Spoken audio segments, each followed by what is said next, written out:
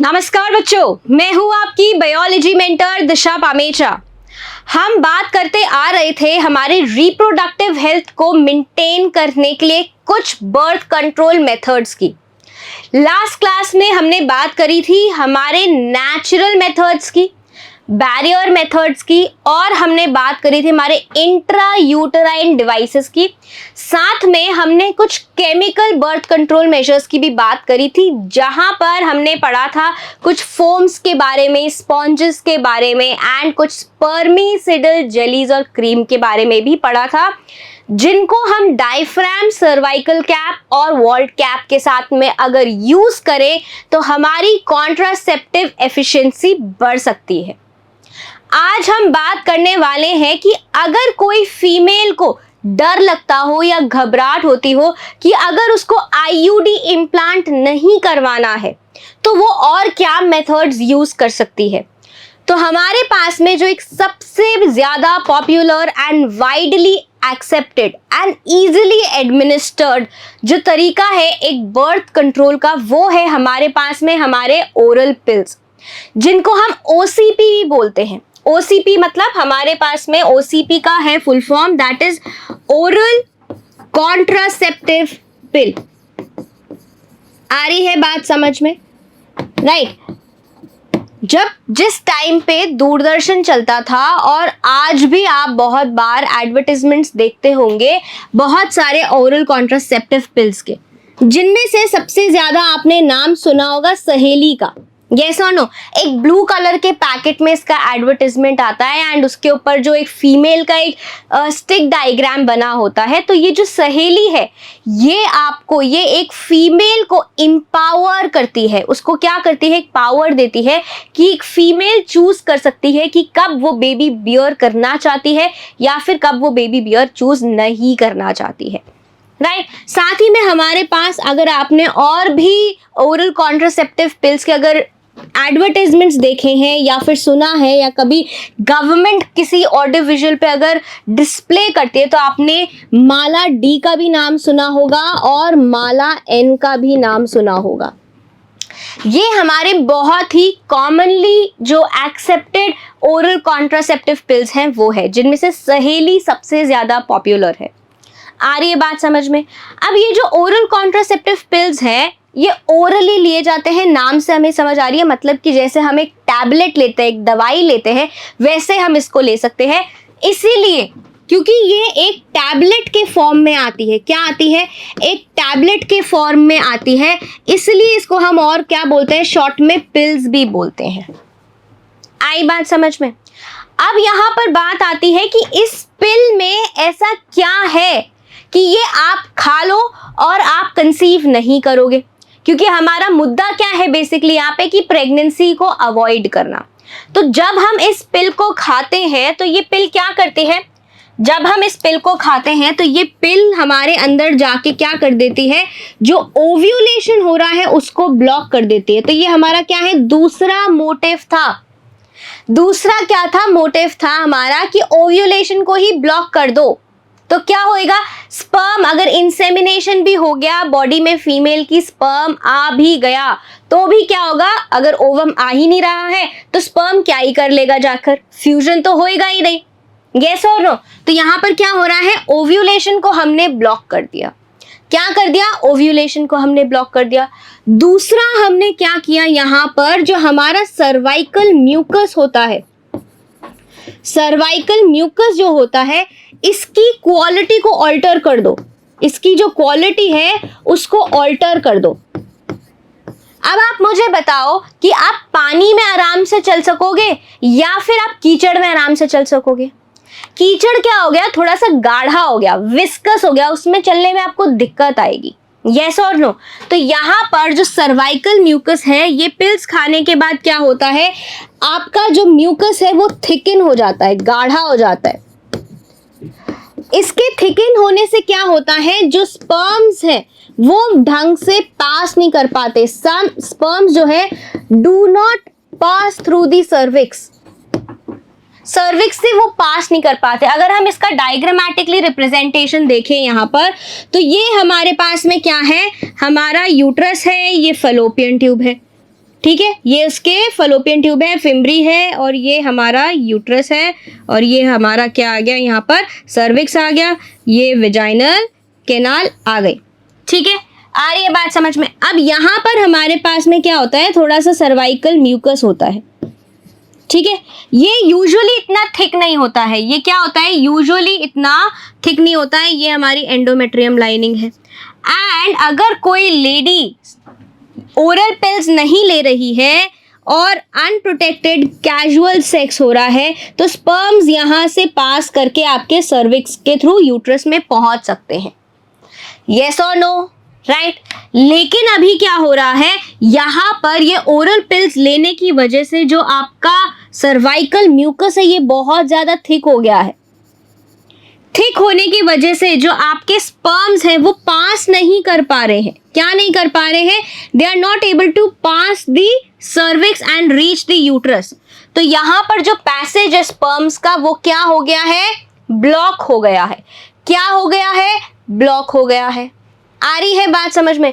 तो इससे भी हम किसको अवॉइड कर रहे हैं, स्पर्म को हमारे यूट्रस तक पहुंचने में अवॉइड कर रहे हैं, जिससे कि हमने अपना पहला ऑब्जेक्टिव भी पूरा कर दिया, that is prevent the meeting of sperm and ovum. तो ये दोनों ही चीजें नहीं हो रही है, ये दोनों ही चीजें क्या नहीं हो रही है, ना तो ओव्यूलेशन हो रहा है ना स्पर्म पहुंच पा रहा है, तो हमारी प्रेगनेंसी होने का तो वैसे भी कोई यहाँ पर ऑप्शन बचा ही नहीं है। आई बात समझ में, इतनी बात समझ में आ रही है। और क्योंकि इसके अंदर क्या है, हॉर्मोन्स हैं। अभी हम पढ़ेंगे इसका, जब कॉम्पोजिशन पढ़ेंगे तो हम पढ़ेंगे आपकी ये जो पिल्स हैं इनके अंदर क्या है, आपके पास में हार्मोनल कॉम्बिनेशन है, जिसकी वजह से जायज़ सी बात है कि जो आपकी एंडोमेट्रियम है दैट इज ऑल्टर्ड फॉर, या फिर दैट इज अनसूटेबल, इसकी ऑल्टर्ड हो जाती है condition, and unsuitable for implantation.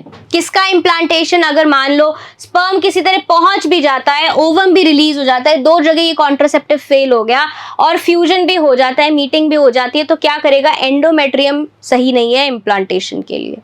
तीसरा ऑब्जेक्टिव भी यहाँ पर हमारा फुलफिल हो गया। आई बात समझ में। तो हमारे यहाँ पर क्या कर रहे हैं, ये जो ओरल कॉन्ट्रासेप्टिव पिल्स हैं ओव्यूलेशन ब्लॉक कर रहे हैं, सर्वाइकल म्यूकस को थिकन कर रहे हैं जिससे कि स्पर्म ना पहुंच पाए, और एंडोमेट्रियम को क्या बना रहे हैं, अनसूटेबल फॉर इम्प्लांटेशन। ये सारे काम हो कैसे रहे हैं, मतलब कि इस पिल के अंदर क्या है, ऐसा कौन सा खजाना है इस पिल के अंदर जो कि ये सारे काम करके जा रही है। तो हमारा ओरल कॉन्ट्रासेप्टिव पिल का अगर हम कॉम्पोजिशन देखें तो जो हमारी ओरल कॉन्ट्रासेप्टिव पिल है वो दो तरीके से आती है, दो तरीके की पिल्स आती है हमारे पास में। एक हमारे पास में आती है मिनी पिल्स, छोटू पिल्स, क्या बोल रहे हैं हम इसको, मिनी पिल्स, ठीक है। और एक हमारे पास में आती हैं कंबाइंड पिल्स, एक हमारे पास में क्या आती है, कंबाइंड पिल्स आती हैं। कंबाइंड पिल्स में क्या है, मतलब कोई दो चीजें मिक्स करके बनी होंगी, और मिनी पिल्स में क्या है, कोई एक ही चीज प्रेजेंट होगी। तो अगर हम यहाँ पर मिनी पिल्स की बात करते हैं तो मिनी पिल्स में हमारे पास क्या होता है, प्रोजेस्टेरॉन होता है, सिर्फ और सिर्फ प्रोजेस्टेरॉन होता है, या फिर आप इसको और क्या बोल सकते हो, प्रोजेस्टिन भी बोल सकते हो। क्या बोल सकते हो, प्रोजेस्टिन भी बोल सकते हो, ठीक है। आ रही है बात समझ में। और आपके एनसीईआरटी में इसको और क्या लिखा है, प्रोजेस्टाजन भी लिखा है, प्रोजेस्टाजन भी लिखा है। यस और नो। तो ये दोनों चीजें सेम चीज है, तीनों नाम क्या है, बेसिकली इनका मतलब ये है कि आपके पास में जो प्रोजेस्टेरॉन है उसका ही कॉम्बिनेशन है, वही हार्मोन है इस पिल के अंदर। आई बात समझ में। अगर हम कंबाइंड पिल्स की बात करते हैं, मतलब कि कॉम्बिनेशन हो रहा है किसी दो चीज का, यहां पर किसका कॉम्बिनेशन है, प्रोजेस्टेरॉन तो है ही है, प्रोजेस्टेरॉन हार्मोन तो हमारा है ही है, साथ में हमारे पास में यहाँ पर एस्ट्रोजन का कॉम्बिनेशन है। किसका कॉम्बिनेशन है, एस्ट्रोजन का कॉम्बिनेशन है, ठीक है। बात समझ में आ रही है। अब मिनी पिल्स में कौन सी एग्जांपल आ रही है, यहाँ पर हमारे पास आ रही है सहेली, एंड हमारी कंबाइंड पिल्स में हमारे पास यहाँ पर आ रही है माला डी एंड माला एन। ये तो हमारे पास में यहाँ पर कॉम्बिनेशंस हैं जो कि यूज करे जाते हैं एज कंबाइंड पिल्स। अब ये पिल्स कितनी आसानी से आप ले सकते हो, मुंह में आपने इसको पॉप किया, पानी के साथ आपने पी लिया, ठीक है, ये तो लेने का तरीका है। लेकिन इसका स्कीम क्या है लेने का? इसका स्कीम ये है कि अगर आपको जो आपके क्या है मेंस्ट्रुअल साइकिल है, क्या है ये आपकी मेंस्ट्रुअल साइकिल है, अराउंड 10 डे अगर हम माने या फर्स्ट डे अगर हम माने, तो फर्स्ट डे से चलती है ये almost 28 to 29 days and vary करती है कुछ लोगों में 35 डेज तक भी। तो जो आपके शुरू के 5 दिन है, मतलब first 5 days, with in first 5 days आपको इसको क्या कर लेना है, चालू कर लेना है, ठीक है, स्टार्ट कर लेना है। एंड आपको ये हर रोज क्या लेनी है, 21 डेज तक ये आपको पिल्स लेनी है। कितने दिन तक आपको ये पिल्स लेनी है? आपको 21 डेज तक लेनी है, मतलब तब तक आपको ये पिल्स लेनी है जब तक आपके पीरियड्स वापस से स्टार्ट नहीं हो जाते, राइट। फिर आपको क्या देना है, एक गैप देना है 7 डेज का। क्या देना है? जो आपका 7 डेज का यूजुअली गैप आता है आपके पीरियड्स का, वो आपको देना है जब तक आपकी मेंस्ट्रुअल साइकिल चलती है। एंड फिर आपको क्या करना है, वापस से यहाँ से रेज्यूम कर देनी है 8th डे से आपकी मेडिकेशन। और ये स्कीम आपको तब तक फॉलो करनी है जब तक आपको आपकी प्रेगनेंसी को अवॉइड करना है, मतलब तब तक आपको ओव्यूलेशन को क्या करना है, अवॉइड करना है। बात आ रही है समझ की नहीं आ रही है? यस और नो? क्या करना है आपकी, जब आप इसको स्टार्ट करो तो जैसे आपकी मेंस्ट्रुअल साइकिल आ गई, आज आपका 4th या 5th डे है, शुरू के 5 दिन आपके मेंस्ट्रुअल साइकिल में से आपके उसमें आप ये दवाई ले लो, ठीक है। 4th 5th डे आपने दवाई ली, 21 डेज आपको रेगुलर क्या करना है, इस दवाई को लेना है। एंड जब आपकी मेंस्ट्रुअल साइकिल वापस स्टार्ट हो रही है, तब से लेकर 7 दिन की मेंस्ट्रुअल साइकिल तक, जब तक आपकी पूरी साइकिल चलती है, 7 डेज तक आपको ये गैप देना है। एंड फिर आपको 8th डे से वापस रेज्यूम कर लेनी है आपकी दवाई। और ये आपको पूरा का पूरा स्कीम आपको तब तक चलाना है जब तक आपको ओव्यूलेशन इनहिबिट करना है, प्रेगनेंसी इनहिबिट करनी है। इसके फायदे क्या हैं? इस मेडिसिन को जब हम बोल रहे हैं कि it is widely accepted by females, widely accepted by females, क्यों भाई? Because it is easy to take, easy to take, right. User friendly हो गई, यस यूजर फ्रेंडली हो गई। कोई भी ये क्या नहीं है, एक्सपेंसिव नहीं है, ज्यादा पैसे नहीं लगेंगे इसमें। साथ ही में इट इज नॉट इन्वेजिव, आपको क्या नहीं करना पड़ेगा, किसी भी सर्जिकल मेथड के थ्रू नहीं जाना पड़ेगा, या डॉक्टर की आपको असिस्टेंस नहीं लेनी पड़ेगी इस मेथड को यूज करने के लिए। आई बात समझ में?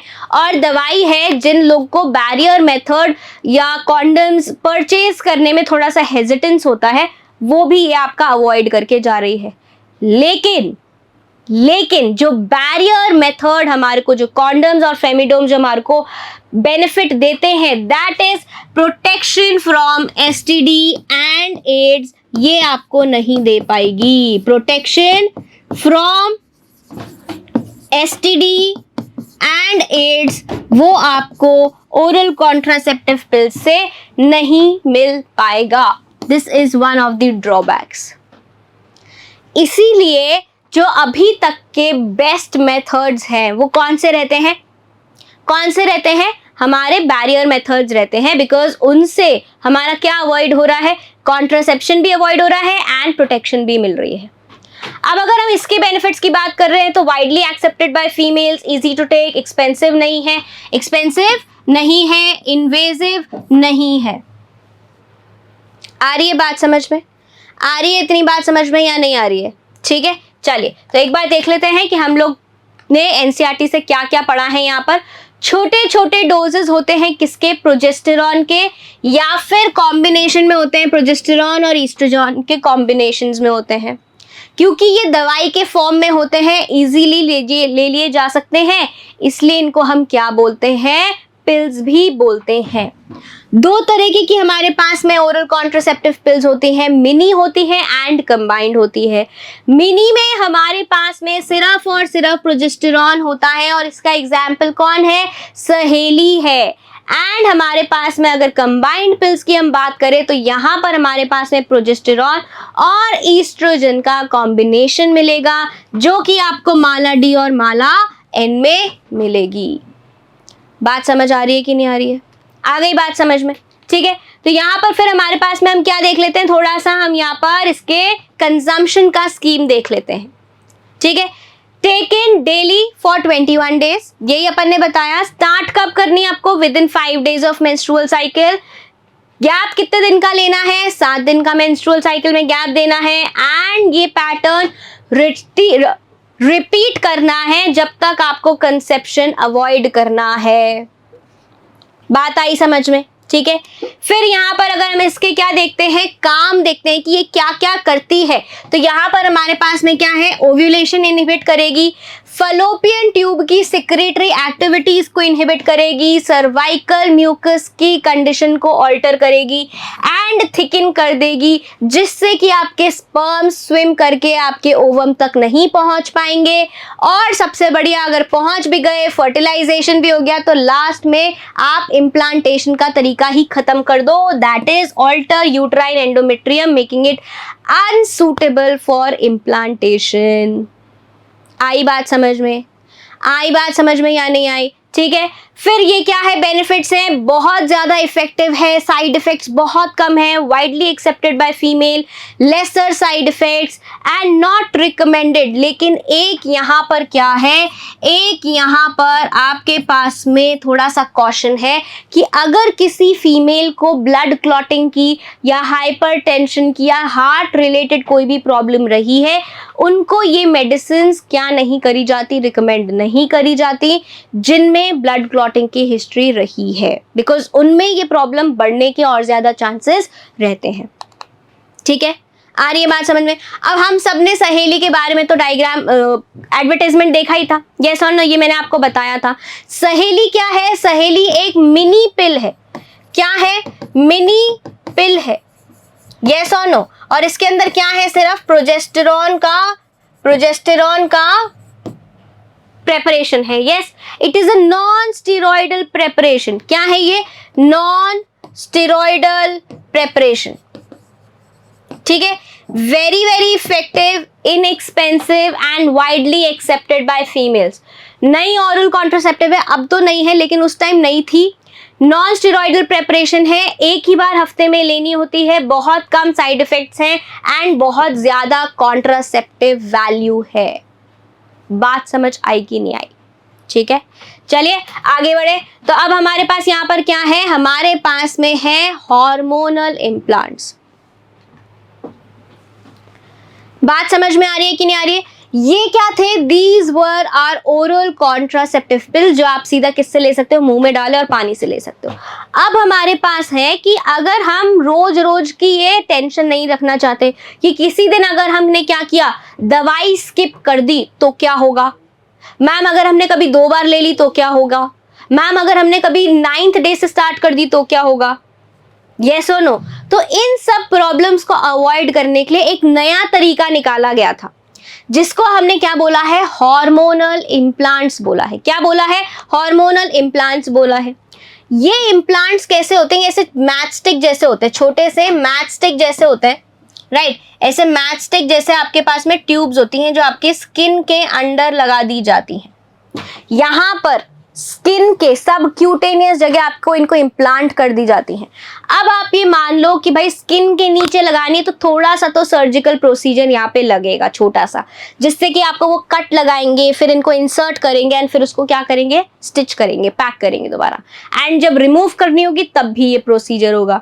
यस और नो, यस और नो। लेकिन ये कहाँ, ये क्या है, ये बहुत ज्यादा आपके इफेक्टिव रहते हैं। प्लस इसमें कोई भूलने की बीमारी नहीं है कि भाई मैं दवाई लेना भूल गई तो अब क्या करूं, मैम 9th डे पे स्टार्ट नहीं किया अब क्या करूं। इनमें क्या है, इनमें आपका हार्मोन्स इन सिलेंडर्स में फिल्ड है, राइट, एंड ये अपने आप धीरे धीरे धीरे धीरे स्लो क्वांटिटीज में रिलीज होता रहता है।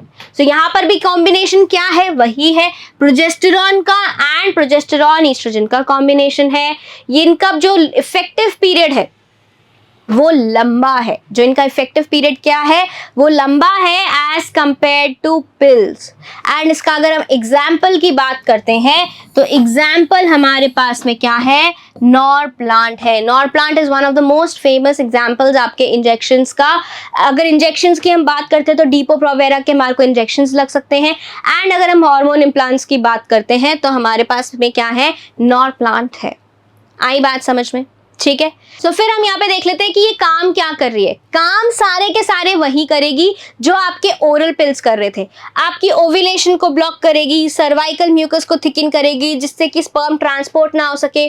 बहुत ही सेफ है, कन्वीनियंट है। सिर्फ एक छोटा सा माइनर सर्जिकल प्रोसीजर करना होता है इसके इंसर्शन के लिए एंड रिमूवल के लिए। आ गई बात समझ में? आगे बात समझ। अब यहाँ पर क्या है हमारे पास में, अब अगर मान लीजिए हम ना ओरल कॉन्ट्रासेप्टिव पिल्स यूज कर रहे हैं, ना हम आईयूडी यूज कर रहे हैं, और ना ही हम किसी तरीके के हार्मोनल इम्प्लांट्स यूज कर रहे हैं, राइट? हम यूज करते हैं बैरियर मेथड। लेकिन मान लीजिए क्या हुआ, आप किसी दिन बैरियर मेथड नहीं यूज कर पाए, या फिर अगर आपने क्या हुआ, बैरियर मेथड यूज करा लेकिन आपको पता चला कि that barrier method didn't work, आप इंसेमिनेट हो गई, फेलियर हो गया आपके बैरियर मेथड का, राइट? तो क्या होगा, you are sure that insemination हुआ है, तब क्या होगा, और ऐसे में हमारे रेस्क्यू में क्या आती है, इमरजेंसी कॉन्ट्रासेप्टिव पिल। हम सब ने एडवर्टाइजमेंट देखा है अनवांटेड 72 का, आई पिल का, 72 घंटे में ले लेनी चाहिए कोइटस के, ये सारी बातें हम सुनते आते हैं थ्रू दी ऑडियो विजुअल्स। इतनी अवेयरनेस हम सब में है, हमारी जो गवर्नमेंट के एफर्ट्स है वो बहुत सक्सेसफुल हुए हैं, राइट? क्या होती हैं ये हमारी इमरजेंसी कॉन्ट्रासेप्टिव पिल्स? ये होती हैं कि अगर कैजुअल अनप्रोटेक्टेड सेक्स हुआ है तो with in these 72 hours, and अगर इसकी एफिकेसी हमारे को ज्यादा चाहिए तो विद इन 24 आवर्स आपको ये एक पिल लेनी होती है। बात आ रही है समझ में? This has to be administered within 72 hours of coitus, मतलब कॉपुलेशन हुआ and within 72 hours, and best अगर आप इसको 24 आवर्स में ही ले लेते हैं तो। इमरजेंसी कॉन्ट्रासेप्टिव पिल है, रोज लेने की पिल नहीं है। पिल का पर्पस भी समझो, अगर आपको कॉन्ट्रासेप्शन अवॉइड करना है तो आपको क्या लेनी है, और रोज आपको पिल लेनी है तो ओरल कॉन्ट्रासेप्टिव लो। लेकिन दिस इज फॉर इमरजेंसी, आपका बैरियर मेथड फेल हो गया, आप यूज नहीं कर पाए, इट वाज कैजुअल या फिर अनप्रोटेक्टेड सेक्सुअल इंटरकोर्स था, या फिर कोई रेप विक्टिम है, क्या है, कोई रेप विक्टिम है जिसको प्रेगनेंसी अवॉइड करनी है, तो उसको ये पिल दी जाएगी। आ रही है बात समझ में? To avoid pregnancy due to casual unprotected coitus और rape. Yes, it is unwanted 72 I pill and most effective it is when taken within 24 hours of contraception. 72 hours हम बोल के जाते हैं, लेकिन बेस्ट होता है अगर 24 आवर्स में ले ली जाए। ये दोनों दवाइयों के एडवर्टाइजमेंट आपने देखे होंगे, आई पिल का भी एडवर्टाइजमेंट देखा होगा एंड अनवांटेड 72 का भी आपने एडवर्टाइजमेंट देखा होगा। बात आ रही है समझ की नहीं आ रही है? ठीक है, अब मान लीजिए हमारे को ये कोई भी मेथड्स नहीं अपनाना है, ना हमारे को नेचुरल मेथड करना है, ना हमारे को बैरियर मेथड यूज करना है, हमारे को अब बेबी करना ही नहीं है। मेरे 2 बच्चे हो गए या मेरा 1 बच्चा हो गया, बस अब मुझे इससे ज्यादा नहीं करना है, और मुझे टेंशन ही नहीं चाहिए कि मेरे को कोई बैरियर मेथड यूज करना पड़े, या मुझे कोई ओरल कॉन्ट्रासेप्टिव पिल यूज करना पड़े, या मुझे कोई आईयूडी यूज करना पड़े, राइट? मुझे कोई फॉरेन बॉडी मेरी बॉडी में नहीं चाहिए, तो मेरे को एक टर्मिनल मेथड चाहिए जिससे कि मैं बिल्कुल टेंशन फ्री हो जाऊं। तो ऐसे टर्मिनल मेथड्स में हमारे पास क्या आते हैं, सर्जिकल मेथड्स आते हैं।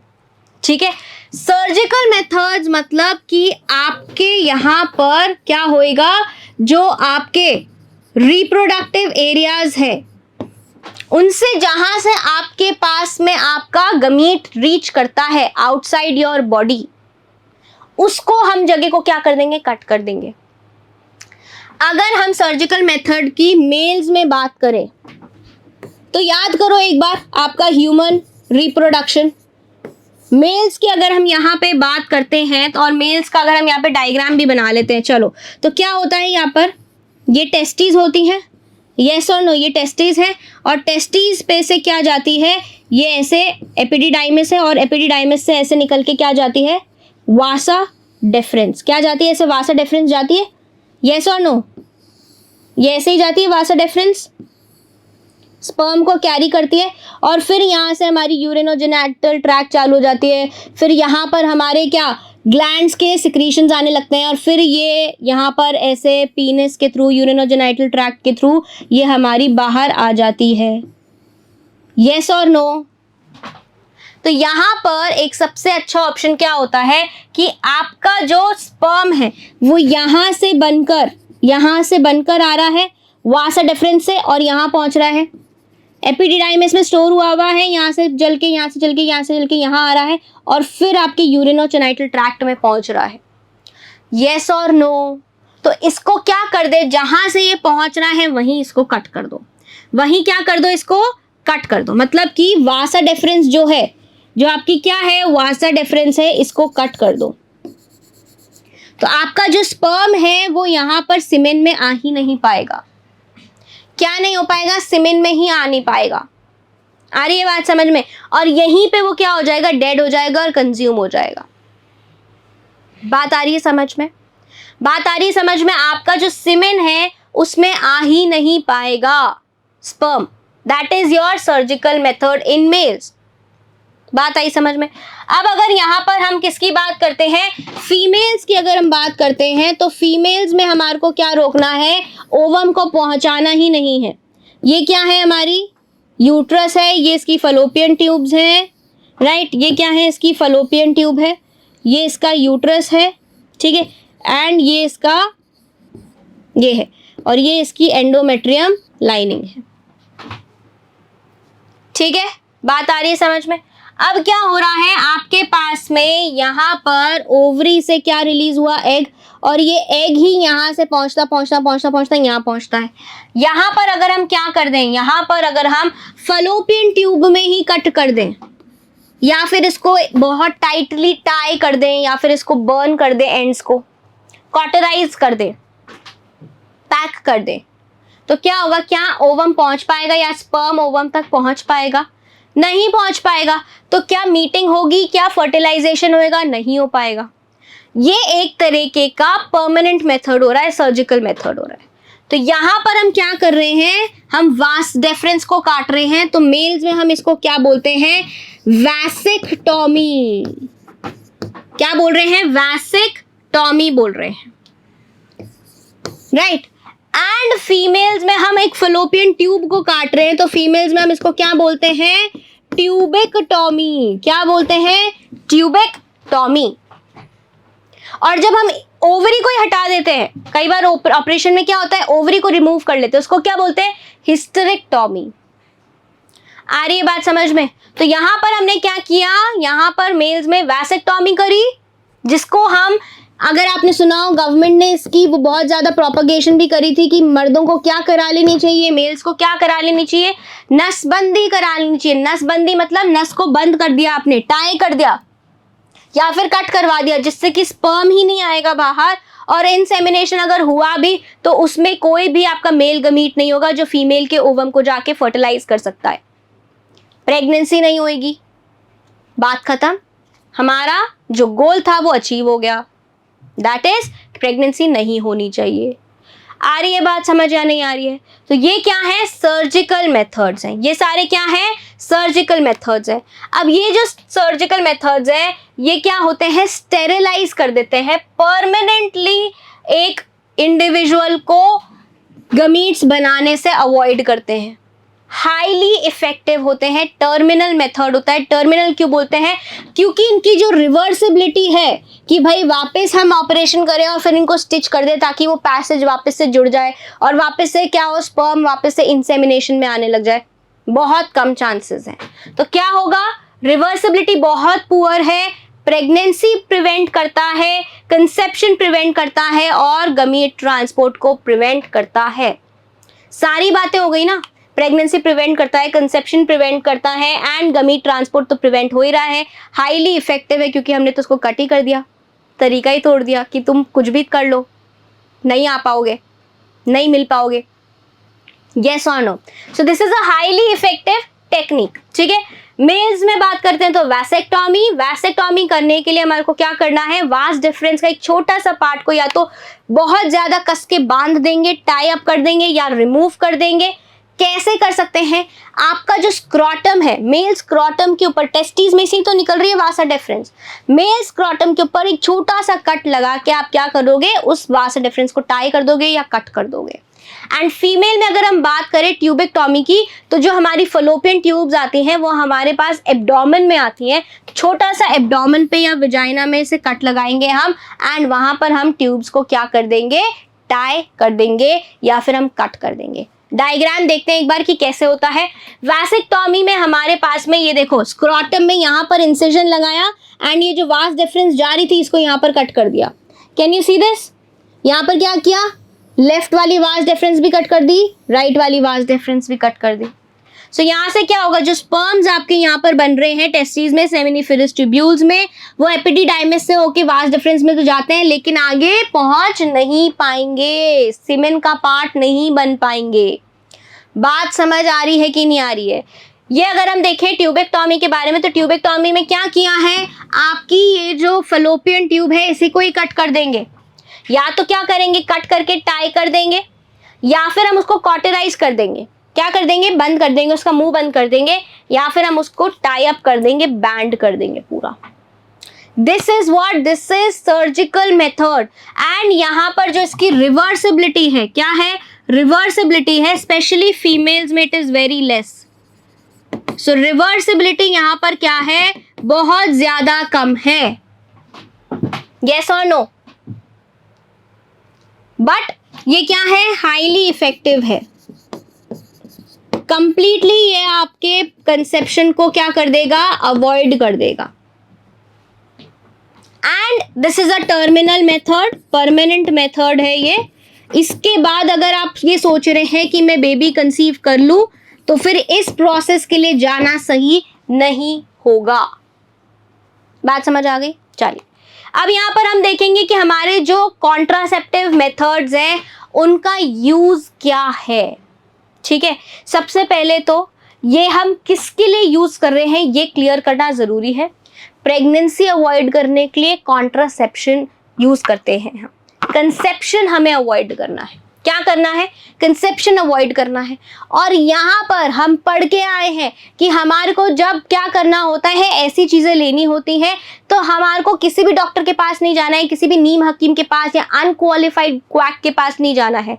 You have to consult a medical expert, that is a doctor, qualified expert. बात समझ में आ रही है, बात समझ में आ रही है क्या नहीं आ रही है। सो दीज मेडिसिन और दीज इम्प्लांट्स और आईयूडीज और सर्जिकल मेथड्स आपको किसके कंसल्टेशन से लेने हैं, they have to be used और administered in consultation with qualified medical professionals, right. Number 2, ये रेगुलरली आपको आपकी रिप्रोडक्टिव हेल्थ को मेंटेन करने के लिए नहीं चाहिए। The basic purpose of this is to avoid pregnancy or to avoid conception. Yes or no? आ रही है बात समझ में? Then this is an unnatural practice, but we have to do this to avoid overpopulation. So this is practiced against natural event of pregnancy. Normally अगर हम coitus करें और अगर क्या होता है, इंसेमिनेशन होता है, फर्टिलाइजेशन होता है, तो क्या होगा, प्रेगनेंसी होगी। ये एक नेचुरल फिनोमिना है। लेकिन जो हम कर रहे हैं वो क्या है, प्रैक्टिकल है बट अननेचुरल है, करना पड़ेगा। We have to do this, क्योंकि नहीं तो क्या होएगा, ओवर पॉपुलेशन की प्रॉब्लम होएगी। और ओवर पॉपुलेशन के रेपरकशंस तो हम पढ़ ही चुके हैं, राइट। येस और नो, येस और नो। इसलिए हमने क्या बोला, इसलिए गवर्नमेंट ने क्या स्प्रेड किया, मैरिजेबल एज बढ़ा दी, आपकी स्मॉल फैमिली के एडवांटेजेस बता दी, स्मॉल फैमिली वाले लोगों को इंसेंटिव्स दिए और बैरियर मेथड्स और ये कॉन्ट्रासेप्टिव मेथड्स के क्या करे, प्रचार करे। आ रही बात समझ में, अवेयरनेस फैलाई। Then these are done to check uncontrolled growth of population. Getting my point और नो? देन ये जो कॉन्ट्रासेप्टिव पिल्स हैं या जो ये कॉन्ट्रासेप्टिव मेथड्स हैं, इनके कुछ ना कुछ तो पक्का साइड इफेक्ट्स होते हैं, भले ही कम हो लेकिन होते हैं। आ रही है बात समझ में? नेचुरल मेथड का एक साइड इफेक्ट ये है कि उसमें क्या नहीं है, श्योरिटी नहीं है। बैरियर मेथड का ये कि बहुत लोगों को रबर से या लेटेक्स से क्या होती है, एलर्जी होती है, right? And it also there is a concern among individuals कि ये हमारी सेक्सुअल एक्ट को कम प्लेजरेबल बनाएगा, राइट? थर्ड ये होती है कि अगर हम केमिकल मेथड्स यूज करते हैं, स्पर्मिसिडल मेथड्स यूज करते हैं, फोम या जेलीज, क्रीम्स यूज करते हैं, तो it gives them allergy, irritation होती है। आ रही है बात समझ में नहीं आ रही? आईयूडी इम्प्लांट करने में बहुत ज्यादा हैवी मेंस्ट्रुअल ब्लीडिंग हो सकती है, आपके हार्मोन्स के साथ अंदर प्ले हो रहा है, so you can feel नॉजियाटिक, vomiting हो सकती है, हेडेक हो सकता है, you can feel uncomfortable, yes और नो? तो ये सारी चीजें आपको कुछ कुछ भले ही छोटे साइड इफेक्ट्स है पर है। Nausea, you can have abdominal pain, right? अगर आपने कभी आईयूडी इंसर्ट करवाया है, किसी फीमेल ने अगर आईयूडी इंसर्ट करवाया and there is some kind of accident जहां पर यूट्रस रप्चर हो गया, जो आईयूडी है that is somehow punctured the uterus lining, तो क्या होगा? There can be an accident, abdominal pain हो सकता है, ब्रेक थ्रू ब्लीडिंग हो सकती है। अगर एंडोमेट्रियम को आप बनने ही नहीं दे रहे हो, बार बार यू ब्रेकिंग इट ताकि इम्प्लांटेशन ना हो, तो क्या हो सकता है? ब्रेक थ्रू ब्लीडिंग हो सकती है। साथ ही में हमारे पास में ऐसा हो सकता है कि ओव्यूलेशन ना हो रहा हो, एंडोमेट्रियम बनी ही नहीं है, तो मेंस्ट्रुअस क्या हो जाए? एब्सेंट हो जाए, इररेगुलर मेंस्ट्रुअल ब्लीडिंग हो सकती है। सो ये अननेसेसरी एक psychological and mental trauma create कर सकता है। आ रही है बात समझ में? जहां पे फीमेल को लगेगा oh no my menses are not coming, I may be pregnant, फिर से जाओ डॉक्टर के पास में, चेकअप करा के आओ, पता चलेगा you are not pregnant but कुछ और प्रॉब्लम है, कोई साइड इफेक्ट है आपकी किसका? कॉन्ट्रासेप्शन मेथड का, yes or no? And there are cases where it has been reported कि ब्रेस्ट कैंसर का भी एक बहुत बड़ा रीजन क्या है? हमारी ये कॉन्ट्रासेप्टिव पिल्स हो सकते हैं। Getting my point? अंडरस्टूड? तो ये सब क्या है? Breast cancer is one of the rarest side effect, but ये बाकी सब जो है ये छोटे थोड़े से हमारे साइड इफेक्ट्स है, बट साइड इफेक्ट्स है, इल इफेक्ट्स हैं। लेकिन looking at the bigger cause that we are avoiding pregnancy, we are avoiding conception by taking small efforts and we are avoiding uncontrolled growth of population, जिससे कि और बड़ी problems आ सकती हैं। सो अगर हर छोटा छोटा इंडिविजुअल अपना छोटा छोटा एफर्ट करेगा तो एक बहुत बड़ा कॉज फुलफिल हो सकता है। आ रही है बात समझ में? So with this we complete our birth control measures. Next class में हम बात करेंगे हमारी medically terminated pregnancy की, that is MTP, medical termination of pregnancy. कैसे, कहाँ ये करी जाती है, कब करी जाती है, क्यों करी जाती है, क्या इंडिया में ये लीगल है या नहीं है, और दूसरे कंट्रीज क्या सोचते हैं इसके बारे में, क्यों बार बार डिबेट होता है कि हमारे को MTP नहीं कराना है, किलिंग नहीं करनी है फीटस की, बट इसको इंडिया में लीगल किया गया है, क्यों, how it has empowered women, इसके बारे में हम जानेंगे नेक्स्ट क्लास में। तब तक के लिए बाय बाय।